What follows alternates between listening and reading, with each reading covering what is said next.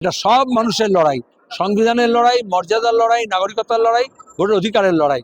আগে ভোটাধিকার প্রতিষ্ঠা হবে, তারপরে ভোট হবে।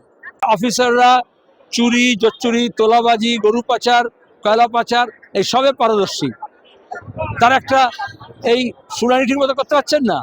তাহলে বিজেপি তৃণমূলের এই রাজনীতির অংশ হিসেবে তাদের মধ্যে অনেকেই এই চাপাচাপির মধ্যে অনেকে আমরা বেনিফিট অফ ডাউট দিচ্ছি। লজিক্যাল ডেসক্রিপেন্সি শব্দটা কোনো নির্বাচনে আইনে নেই, ভোটার লিস্টের মধ্যে নেই, কোনোদিন ভোটার লিস্টে এটা দরকার হয়নি, সংবিধানে নেই। নির্বাচন কমিশন পরিকল্পিতভাবে কিন্তু অপরিপক্কতার সঙ্গে তারা নিজেদেরকে নির্যাতন কমিশনে পরিণত করেছেন। সুষ্ঠু, অবাধ, নিরপেক্ষভাবে নির্বাচন পরিচালনা করা হচ্ছে জনপ্রতিনিধি আইন অনুযায়ী তাদের কাজ, সাংবিধানিক এটাই দায়িত্ব। তার বদলে গোটাটা ঘেটে দিয়েছেন, ঘেটে ঘ করে দিয়েছেন।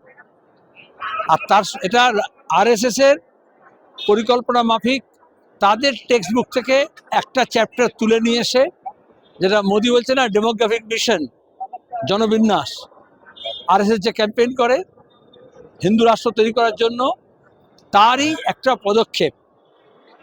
আমাদের রাজ্যে বিভাজনের রাজনীতি বিজেপি তৃণমূল মিলে করেছে। আমরা এই বিভাজন ভাঙার চেষ্টা করেছি। সাম্প্রদায়িক উন্মাদনা, মন্দির মসজিদ, হিন্দু মুসলমান দাঙ্গা হাঙ্গামার মধ্যে করার চেষ্টা করেছে, আজও সে চেষ্টা করছে। তো রাজ্যের মানুষ জীবন জীবিকা, রুটি রুজি, স্বাস্থ্য, শিক্ষা, রাস্তাঘাট, পথ, পানীয় জল, আবাসন এই নিয়ে লড়াই করতে চাইছেন। তাতে বিজেপি তৃণমূল বিপদে পড়েছে। এই জন্য গোটা দেশে এসআইআর যা হলো তাতে এখানে বাড়তি হলো। আচ্ছা, বলা হলো ম্যাপিংয়ের পরে যেখানে দেখা গেল লোকে স্বস্তির শ্বাস ফেললেন যে খুব বেশি গন্ডগোল হয়নি। যারা ম্যাপিংয়ে বেরিয়ে গেল, 2002 নামের লিস্ট আছে, আমরা প্রথম দিন থেকে বলেছিলাম এখানেই ওদের উদ্দেশ্য নয়। যেহেতু আরএসএস বিজেপি বলছে 1,20,00,000, 1,40,00,000, 2 কোটি, সিএনআরসির সময় যেরকম বলেছিল, এখন মমতা ব্যানার্জিও তাই বলছেন। সুতরাং তাদেরকে বিজেপির এই ক্যাম্পেইনটাকে মদত দিতে হবে ইলেকশন কমিশনকে। রাজ্য প্রশাসনের অফিসার একেবারে সিও থেকে ARO পর্যন্ত, এরা তো এইসব কেন্দ্র সরকার হোক রাজ্য সরকার হোক, IPS, WBCS, IAS, WBP, আমরা দেখলাম না রাজীব কুমার কিরম রাতারাতি তৃণমূলের ঝান্ডা ছেড়ে ধরে নিয়ে MP হয়ে গেলেন। আমরা চিফ সেক্রেটারি দেখছি না। তাহলে যে অফিসাররা চুরি, জোচ্চুরি, তোলাবাজি, গরু পাচার, কয়লা পাচার এই সবে পারদর্শী, তার একটা এই শুনানি ঠিক মতো করতে পারছেন না। তাহলে বিজেপি তৃণমূলের এই রাজনীতির অংশ হিসেবে তাদের মধ্যে অনেকেই এই চাপাচাপির মধ্যে অনেকে আমরা বেনিফিট অফ ডাউট দিচ্ছি। কারণ সবাই অসৎ তা নয়, তার মধ্যে অনেক অফিসার আছেন কিছু কাজ করতে চেয়েছেন, তাদেরও মানসিক চাপের মধ্যে পড়তে হয়েছে।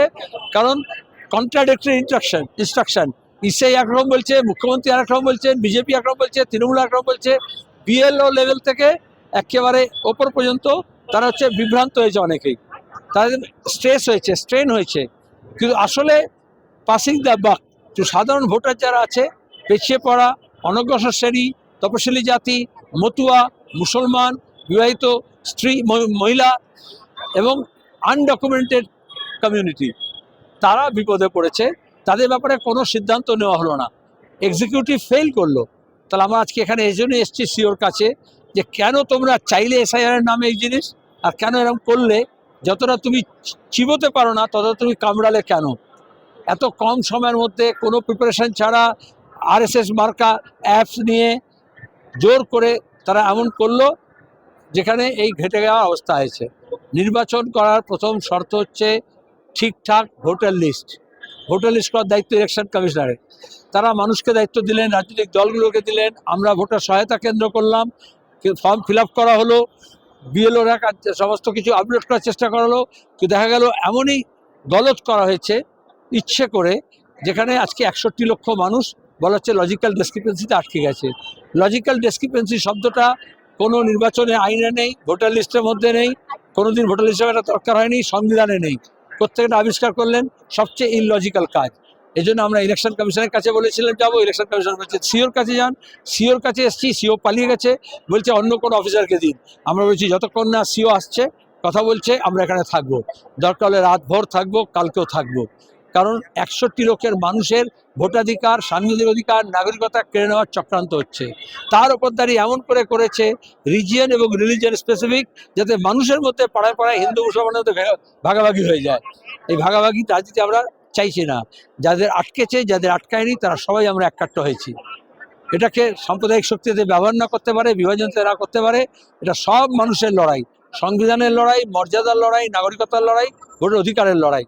আগে ভোটাধিকার প্রতিষ্ঠা হবে, তারপরে ভোট হবে।